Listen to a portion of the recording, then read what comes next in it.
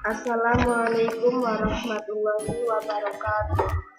Ya, untuk pertemuan kali ini kita akan belajar bahasa Indonesia tentang pengertian teks laporan hasil pengamatan.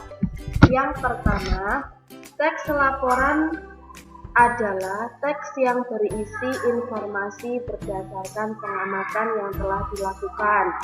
Nah, jadi teks laporan ini itu berisi informasi. Informasi apa? Informasi pengamatan yang telah dilakukan.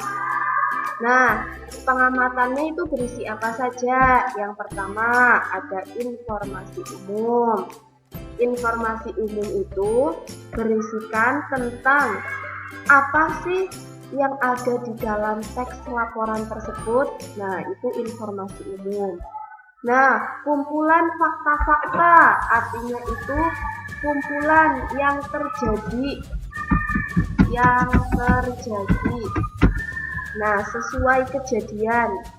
Dan yang terakhir itu kesimpulan. Nah, jadi ada informasi umum. Yang pertama ada informasi umum, yang kedua ada fakta atau kejadian secara nyata. Yang selanjutnya itu ada kesimpulan. Nah, teks laporan juga terdapat ide pokok. Ide pokok itu apa? Ide pokok itu adalah inti dari teks laporan tersebut. Nah, inti dari teks laporan tersebut. Nah, contohnya, nah ini ada sebuah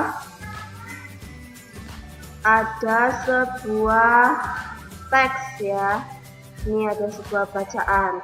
Selain nasi dan jagung sebagai makanan pokok masyarakat Indonesia, terdapat pula singkong, termasuk tanaman umbi-umbian. Pada tanaman singkong, bagian yang dijadikan makanan pokok adalah umbi akar. Nah, ide pokok paragraf tersebut adalah singkong sebagai salah satu makanan pokok masyarakat Indonesia. Nah, jadi ide pokok atau inti dari bacaan teks di atas itu adalah ini, ya. Singkong sebagai salah satu makanan pokok masyarakat Indonesia. Nah, selanjutnya ada ide pokok dalam teks laporan. Ide pokok dalam suatu paragraf dapat ditemukan dengan langkah-langkah berikut. Jadi ada beberapa langkah. Yang pertama, harus membaca isi paragraf dengan seksama. Harus dibaca semuanya.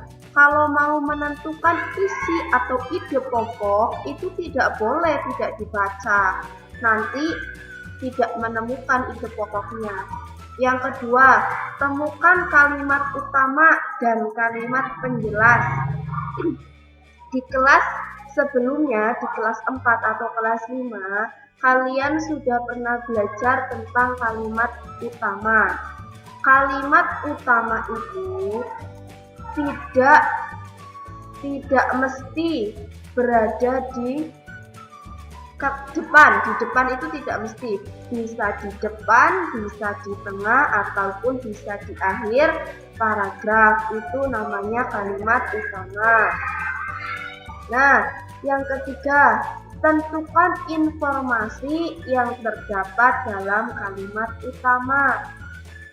Nah, itu adalah langkah-langkah untuk menentukan ide pokok. Setelah menemukan ide pokok pada setiap paragraf, kamu dapat menulis ulang ide pokok tersebut dalam bentuk diagram. Nah, dalam bentuk diagram ini seperti apa, Bu? Nah, diagramnya itu seperti ini. Berikut contoh penyajian ide. Nah, ini ada sebuah teks. Teksnya itu berada di tengah seperti ini. Nah, Yang kemudian teks itu ada beberapa paragraf. Di sini kita contohkan 4 paragraf. Ini ide pokok paragraf pertama, ide pokok paragraf kedua, ide pokok paragraf ketiga dan keempat. Nah, ini adalah contoh penyajiannya. Ya, penyajiannya seperti itu. Nah, untuk kesimpulan teks laporan. Nah, di sini itu simpulan adalah intisar akhir atau kesimpulan dari suatu teks. Ya, langkah-langkahnya itu ada 3. Yang pertama, baca teks secara keseluruhan. Temukan informasi penting yang terdapat dalam teks. Jadi kita harus membaca dulu ya, tidak boleh tidak membaca. Yang ketiga, hubungkan semua informasi yang kamu peroleh menjadi satu pernyataan akhir. Nah, setelah kalian mendapatkan informasi, kemudian anak-anak semua bisa menyimpulkan isi dari teks tersebut. Nah, coba kalian kerjakan. Apa kesimpulan dari paragraf berikut? Nah, ini ada sebuah bacaan. Silahkan anak-anak semua membuat kesimpulan dari teks tersebut ya. Untuk pembelajaran kali ini, silahkan kalian membuat kesimpulan dari teks ini ya. Ya, untuk itu nanti bisa dikumpulkan lewat link ya. Nanti Bu Guru kirimkan link yang harus kalian isi. Nah, jika ada pertanyaan silakan boleh ditanyakan di grup ya nanti. Mungkin itu pembelajaran kali ini. Sekian.